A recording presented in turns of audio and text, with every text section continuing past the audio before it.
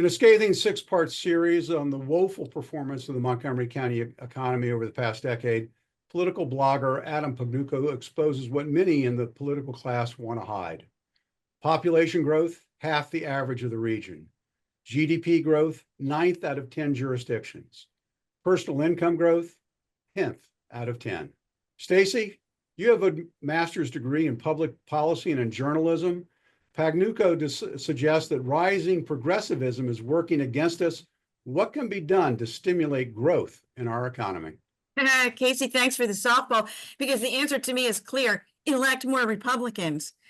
Listen, even though Pagnucco and I differ politically, I believe he does an excellent job of researching, analyzing, and summarizing complex county issues. I read that series that you mentioned with great interest, and I found it very disheartening to see that MoCo registers, as you just mentioned, at or near the bottom of nearly every economic metric that he measured. And he compared us to 9 other regional districts, which included Loudoun County, Howard County, and Fairfax County. They are eating our lunch. And he made multiple conclusions, but the one that stuck out the most to me and that hits us the hardest are the serious infrastructure fees, the impact fees that are levied by county government on new construction projects.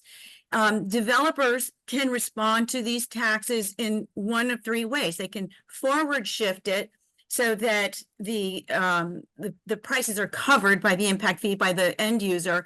They can backward shift it by paying vendors and employees less, or they can absorb it. So pick your poison, right?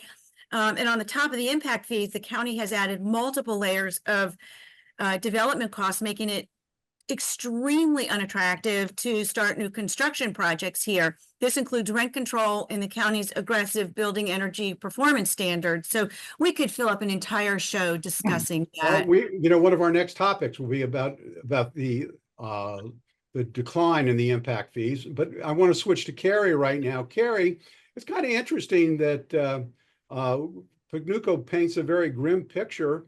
And he asks a very real question. The question is, should we expect our current political class, who's presided over this economic decline, to get us out of it? What's the solution when you have such a monopoly by one party on the levers of electing our officials? I don't want to get into the political aspect of it, because in the real world, it's a matter of business experience. On the current council, we only have one council member that has any real experience in the business world, and that's Sidney Katz. And secondly, there needs to be a synergy, some sort of a symbiosis between state and local government that doesn't exist. And then finally, what you need to consider, the root of the problem is our priorities. A strategic plan to improve economic growth. What we have today is a population growth rate of about 0.66%. Our economic growth rate, unfortunately, is a dismal 0.24%. That's not sustainable. And that's a huge problem unless we develop priorities, and it's not increase housing. It's increasing jobs. Our future's bleak. But and this is a general question. We got about 2 minutes, so maybe one minute each. Does the county council or the county executive even care? Stacey, I'll let you go, and then Cary. You know what? I think you're asking a chicken or an egg question. I'm going to make history here. I'm going to answer the question of what comes first, the chicken or the egg. It's clear that we have political chickens first, and they are really good at laying legislative eggs. And we could talk a little more about that. But in terms of tweaking the economy, you can do little tweaks here and there. They need to be making massive changes to their approach to governance. All right, Cary, you get to wrap it up. Okay, if you want to really think about this, why are we putting so much energy on housing when you've got almost 40,000 units in the pipeline that's ready, approved, ready to go? And we have a dismal growth, in our population of 0.6%.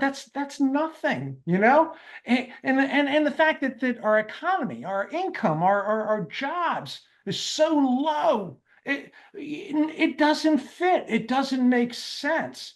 We need to establish priorities. Our council needs to, like Stacey said, chicken or the egg. We need to develop a strategy where we create the jobs, we address the consequences of population growth, and then we've already got the housing in the pipeline. There's no hurt. We got to go on to our next topic.